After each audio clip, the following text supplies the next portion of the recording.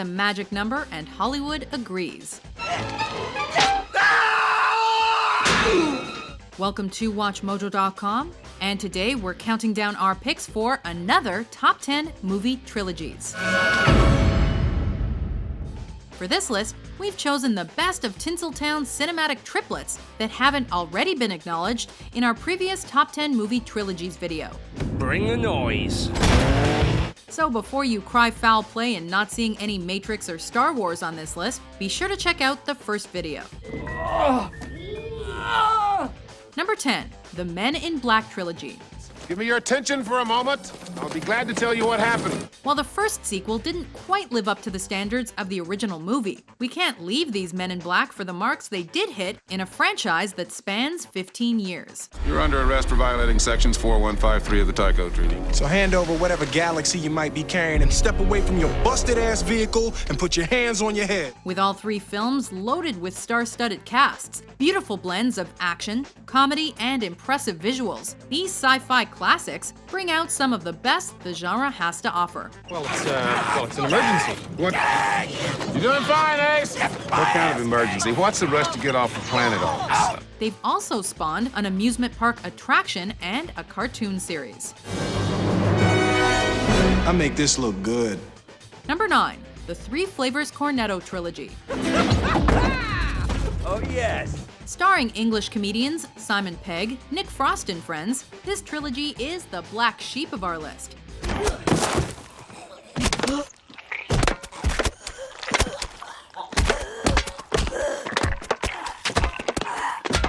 Being a series with 3 entirely separate, non-sequential films, all connected with Cornetto ice cream cameos.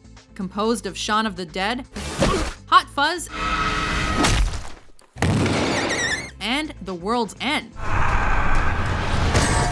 Director of the trilogy, Edgar Wright, saw each of these partial parodies not merely as films with non-stop gags, but also being thematically united through the highlighting of subjects like growing up and the dangers that come with acting and thinking in a childlike manner.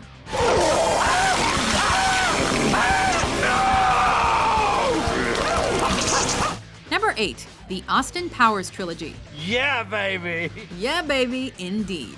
Starring Mike Myers as the hilarious titular spy, as well as his clumsy and evil arch-nemesis Dr. Evil. This trilogy is espionage parody at its finest. It's a very groovy time.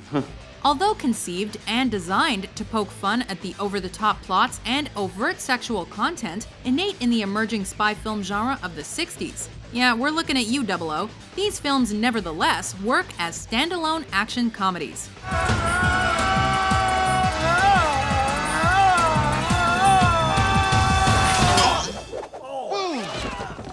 And this, even if they do recycle their own jokes, which they've at least acknowledged. Very shagadelic, baby. The end result is triple-fold comedy gold that will never lose its mojo. All right, slaphead, turn around. Where's my mojo? Number 7, the Mad Max Trilogy. You want to get out of here? You talk to me. Before his lamentable fall from grace, Mel Gibson portrayed the desert speed demon we know only as Mad Max Rockatansky. You can hack through your ankle in 5 minutes. Go. You're mad. One of the few film franchises to receive consistent rave reviews with each sequel, the Road Warrior's aggression on the desert sands, at Thunderdome, and beyond continues to be celebrated by die-hard fans and pop culture fanatics. There has been too much violence, too much pain. Filled with creative costumes, vivid sets, and pulse-pounding car chases, this trilogy is easily the epitome of fantastic speed-crazed storytelling.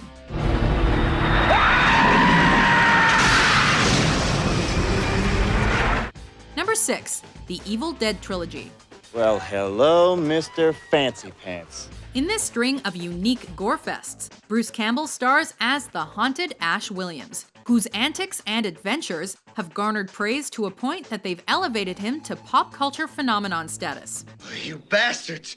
Why are you torturing me like this? Why? What makes this series stand out from its competitors in the horror genre is its drastic evolution in tone and aesthetic with its sequels.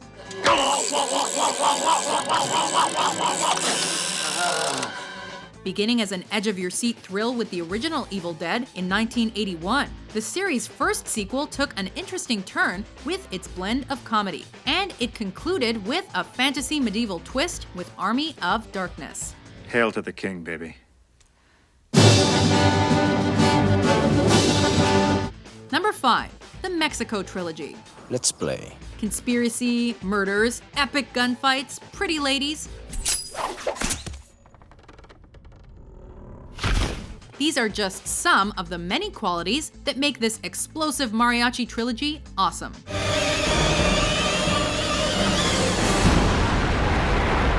Known for his extravagant visuals on low budgets, writer and director Robert Rodriguez began his endeavors in this action series with El Mariachi, which was shot on a budget of $7,000 US. And what's in there? Weapons? Guns? Knives? A guitar. Following a less favored sequel 3 years later, Rodriguez and his guitar-playing, gunslinging amigo ended on a high note with Once Upon a Time in Mexico, which stayed true to the preceding film's motifs of retribution, country, love, and guitar cases that make things go boom.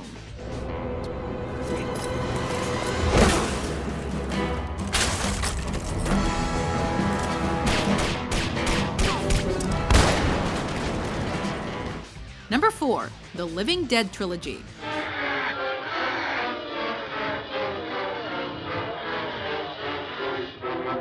No way this list would be complete without a nod to the initial works that started our obsession for deteriorating flesh eaters.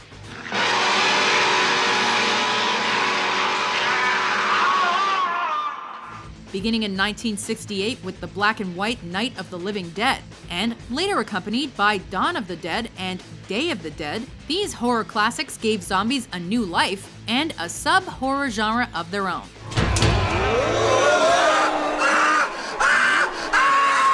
Initially criticized for their explicit content, the films have since become walking pop culture giants, with Night of the Living Dead being selected for preservation by the U.S. National Film Registry. Stop it! You're acting like a child! They're coming for you. Look, there comes one of them now. Number 3. The Bourne Trilogy. Why me? Why did you pick me? Based on the spy thriller novels of Robert Ludlum, Matt Damon kept audiences on the edge of their seats as this trilogy's titular protagonist. Part of the program. As an ex-CIA assassin on the run from his former agency, he's simultaneously seeking to restore his identity after suffering from perpetual amnesia. I don't know who I am. I don't know where I'm going. None of it. Met with consistent critical acclaim and high box office numbers, their films were noted for their emphasis on flashy practical effects, which added a heightened sense of realism and thrill that matched veteran series of the genre, like the 007 franchise. It also spawned the 2012 spin-off with Jeremy Renner in the lead, playing a different character. Get down!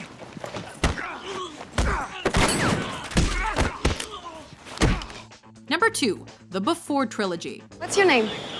My name? It's Jess. These days, the genre of romance, film or otherwise, has fallen under heavy fire and earned a bad rep. Thankfully, though, we have Richard Linklater's critically acclaimed Before Trilogy to retreat to for Sanctuary. There's been so much water under the bridge. It's not even about you anymore. It's about that time, that moment in time that is forever gone. I don't know. Beginning with the well-received Before Sunrise in 1995, the equally potent and praised sequels Before Sunset and Before Midnight had director Linklater giving his lead actors, Ethan Hawke and Julie Delpy, leeway with their lines by contributing directly to the screenplay. I would prefer to have an unemotional, rational conversation. I mean, do you think we could do that? Would that be possible? Here we go. Couple that with their perfect on-screen chemistry, and you've got 2 Oscar nods for Best Adapted Screenplay waiting to happen. See, this is not a game. You get all cute, you get in my panties, and next thing I know, I'm buying peanut butter in Chicago. Before we unveil our top trilogy, here are some honorable mentions. Billy, you know, you don't have to be embarrassed if your dick gets hard. But your dick is supposed to get hard, see? That's the whole object of this. What did I do that was so terrible? You shot my girlfriend in the neck. There's nothing else to say. It's not like she died. Play long enough, you never change the stakes. The house takes you. Unless, when that perfect hand comes along, you bet big, and then you take the house. been practicing this speech, haven't A you? little bit. Did I rush it? Felt like I rushed No, it's it. good. I liked it. Will you visit us in our world? I shall be watching you always.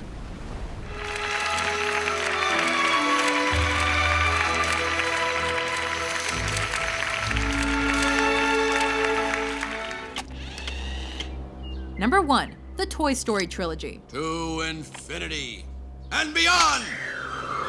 As Pixar's first full-length feature, the first Toy Story, released in 1995, quickly found its way to the U.S. National Film Registry for preservation on its first year of eligibility. You, my friend, are responsible for delaying my rendezvous with Star Command. You are a toy! Its sequels proved to be equally powerful, with their similar themes of identity, friendship, and loyalty strongly tied into the well-written narratives that had us smiling, laughing, and crying. Come on, guys. Let's get our parts together, get ready, and go out on a high note.